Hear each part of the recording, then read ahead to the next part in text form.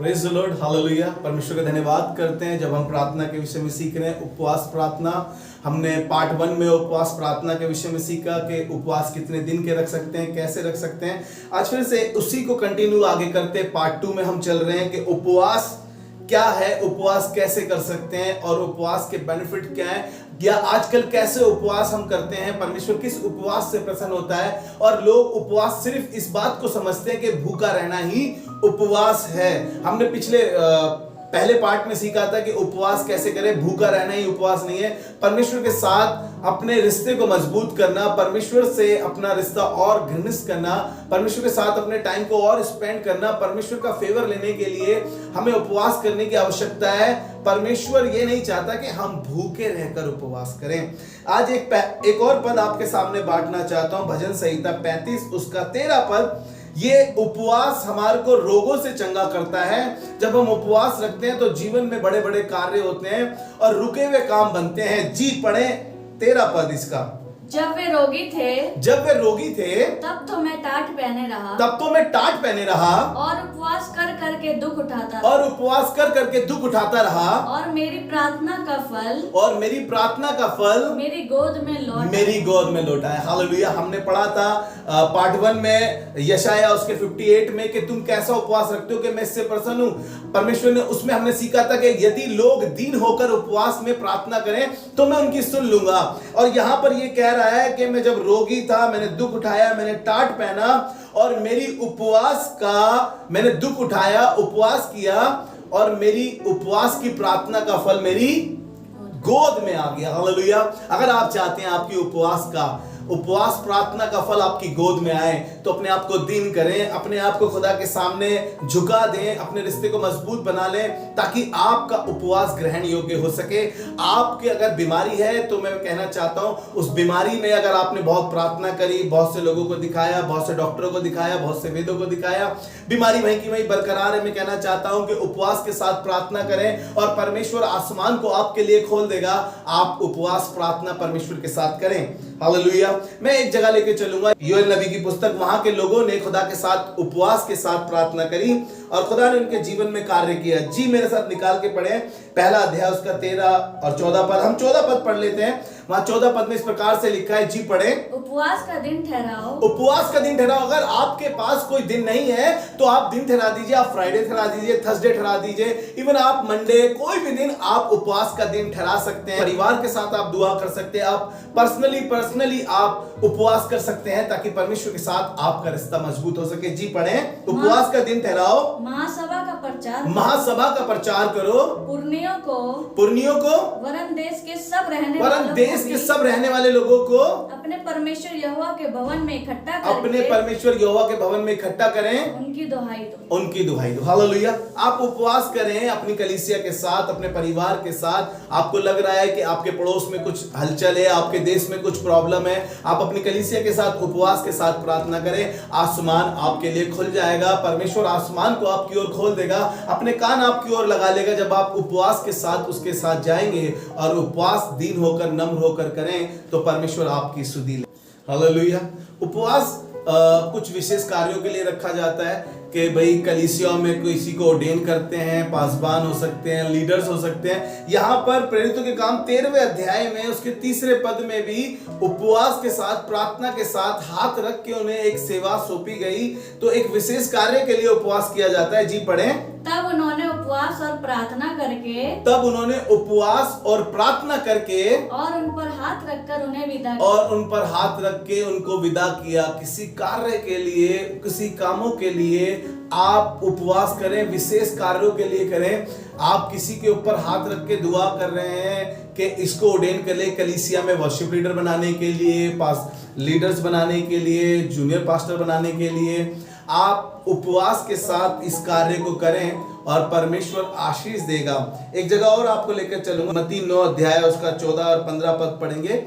यहाँ पर उपवास के विषय में एक बहुत अच्छी बात लिखी है जो मैं आपको पढ़ाना चाहता हूं। जब चेलों ने उससे कहा, जी पढ़ें। तब यूहन्ना के चेलों ने उसके पास आकर कहा, तब यूहन्ना के चेलों ने उसके पास आकर कहा, क्या कारण है कि हम और फरीसी इतना उपवास करते हैं, हम और फरीसी इतना उपवास करते हैं पर तेरे चेले उपवास नहीं पर करते? तेरे चेले उपवास नहीं करते। ध्यान से सुनिएगा, यीशु मसीह के चेले क्या कह रहे हैं, यूहन्ना के चेले क्या कह रहे हैं कि तेरे चेले उपवास नहीं करते लेकिन हम तो उपवास करते हैं। वहां पर यीशु मसीह का क्या जवाब है वो सुनिएगा जी। यीशु ने उनसे कहा, यीशु ने उनसे कहा, क्या बराती बराती जब तक दूल्हा उनके साथ है जब तक दूल्हा उनके साथ है शोक कर सकते शोक हैं? कर सकते हैं। सोचिए एक माहौल ऐसा है जहां पर खूब डांस हो रहा है, खूब म्यूजिक बज रहा है, क्या वहां पर आप मातम बनाएंगे, क्या वहां पर आप शोक बनाएंगे? यीशु मसीह यही उनको समझाना चाह रहा है दृष्टांत में जी। आगे, पर वे दिन आएंगे जब दूल्हा उनसे अलग किया जब जाएगा, दूल्हा उनसे अलग किया जाएगा उस समय वे उपवास करेंगे। उस समय वे उपवास करेंगे। हालेलुया।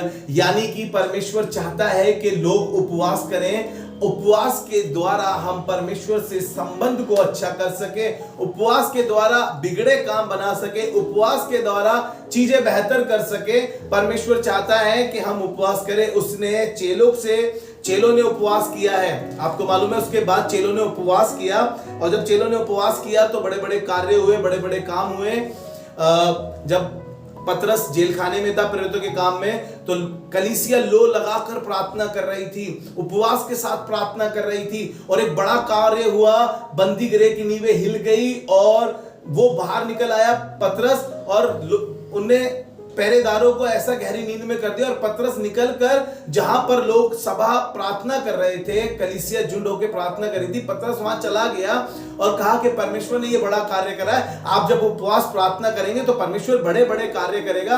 मैं अपनी लाइफ के एक्सपीरियंस से आपको कह सकता हूं, जब जब हमने उपवास के साथ परमेश्वर से प्रार्थना करी, परमेश्वर ने बड़े बड़े कार्य हमारे जीवन में करे, कलीसिया में करे। और खुदा बाप लोगों के जीवन में जब हम ये गवाहियां सुनते हैं तो बड़े काम करते हैं। हमारे चर्च में हमारे एक पासवान है, मेरे संगी पासवान है, वो बहुत बीमार थे।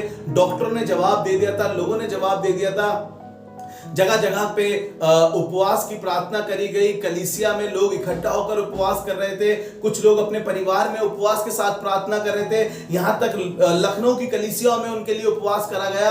आज मैं आपको बताना चाहता हूं उस उपवास और प्रार्थना का ये रिजल्ट है कि वो पासवान आज भी कार्य कर रहे हैं, खुदा के काम कर रहे हैं। जो डॉक्टर ने कहा था वो सब झूठा पड़ गया, लेकिन वो खुदा का सेवक आज भी जिंदा है और खुदा के काम कर रहा है। और वो इस आयत को बाखूबी बहुत अपने जीवन में क्लेम करते हैं और प्रचार करते हैं, मैं ना मरूंगा वरन जीवित रहूंगा और परमेश्वर के कामों का वर्णन करता रहूंगा। मैं आपको बताना चाहता हूं उपवास आपके लिए स्वर्ग को खोल देता है, उपवास आपके लिए चीजें बेहतर करता है। जब आप उपवास में परमेश्वर के साथ प्रार्थना करते हैं, मैं एक जगह और ले चल के आपको जल्दी से इस बात को समाप्त करना चाहूंगा।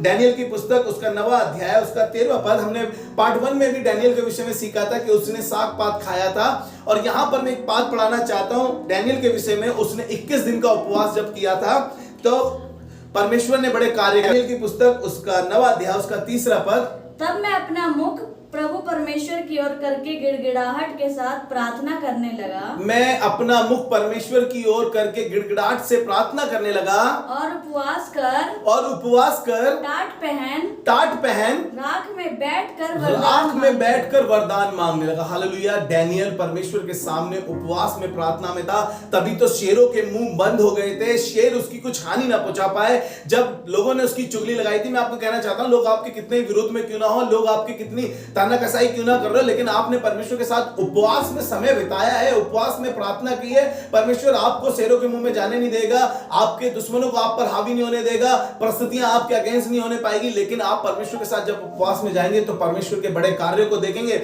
इसीलिए परमेश्वर ने इस बात को कहा। अगर हम पढ़ते हैं मरकुस उसका 9वां अध्याय उसके 29 पर, जब चेलों ने आके कहा क्या कारण था कि हम उस दुष्ट आत्मा को निकाल नहीं पाए, तो यीशु मसीह ने बताया इस बात को कि ये बिना उपवास और प्रार्थना के नहीं जाती है। मैं आपको बताना चाहता हूं, अगर आप दुआ में हैं, अगर आपको लग रहा है किसी पे इविल स्पिरिट है, तो मैं आपको कहना चाहता हूं आप उपवास करें, प्रार्थना करें, तब परमेश्वर के समीप जाएं। मैं एक जगह जा रहा था, मैं आपको बताऊं, और मेरे साथ बड़ी ट्रेजेडी हुई। मैं जा रहा था, किसी पे दुष्ट आत्मा थी और एकदम से अचानक से मेरी गाड़ी का एक्सीडेंट हो गया। इब्लिस दुष्ट आत्मा ने मुझे बहुत रोकने की कोशिश करी, लेकिन आपको बताऊं मैं उनसे कुछ ही दिन पहले मैं उपवास में था, प्रार्थना में था। मैं 21 दिन की फास्टिंग करके, मैं कुछ दिन हुए ही थे मुझे कि मैं 21 दिन की फास्टिंग में था। उससे पहले भी फास्टिंग चल रही थी। हमारी कलीसिया में महासभा करी गई थी, महा उपवास का कहा गया था। मैं आपको बताऊं उन्हीं दिनों की बात है। मैं गुड फ्राइडे का भी मेरा उपवास था, लैंड डेज के मेरे उपवास चल रहे थे। उन्हीं बीच उससे पहले हम 21 दिन के उपवास में थे। वो समय ऐसा था कि मतलब पूरा टाइम उपवास में था। और मेरे को बताऊं, मैं इविल स्पीड ने मेरी बाइक को, मैं इतनी स्पीड में भी नहीं था, एकदम से एक गड्ढा मेरे सामने आया और मैं गिर पड़ा उस गड्ढे में। और लोगों ने मुझे उठाया और वो कह रहे थे कि तुम्हारा घर कहाँ है, वहां छोड़े। लेकिन मैंने कहा नहीं, मेरे को वहां जाना है, बस थोड़ा सा ही मेरा सफर रह गया।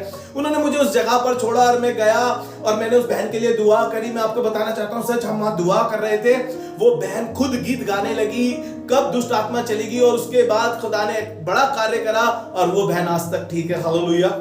मैं आपको बताना चाहता हूं उपवास प्रार्थना हमारे जीवन में बड़े बड़े कार्यों को करती है। इसलिए आपको उत्साहित करना चाहता हूं, एनकरेज करना चाहता हूं कि जब भी आप जाएं, ये दुष्ट आत्माएं बिना उपवास और प्रार्थना के नहीं जाती है। तो आप उपवास के साथ, परमेश्वर के साथ अपने संबंध को अच्छा करें। यदि आपको वचन अच्छा लगा है तो किसी न किसी के साथ शेयर करें, बरकत का कारण बने। प्रभु आपको आशीष दे। आइए दुआ करें। प्यारे प्रभु, हम धन्यवाद करते हैं, शुक्रगुजारी करते हैं पार्ट 1 के लिए, पार्ट 2 के लिए कि उपवास प्रार्थना हमारे जीवन में एक बड़ा कार्य करती है, तेरे साथ हमारे रिश्ते को मजबूत करती है। प्रभु सुनने वाले को आशीष दे, बरकत दे। और खुदावन इस दुआ को यीशु मसीह के नाम में मांगते हैं, आमीन। प्रभु आप सबको आशीष दे।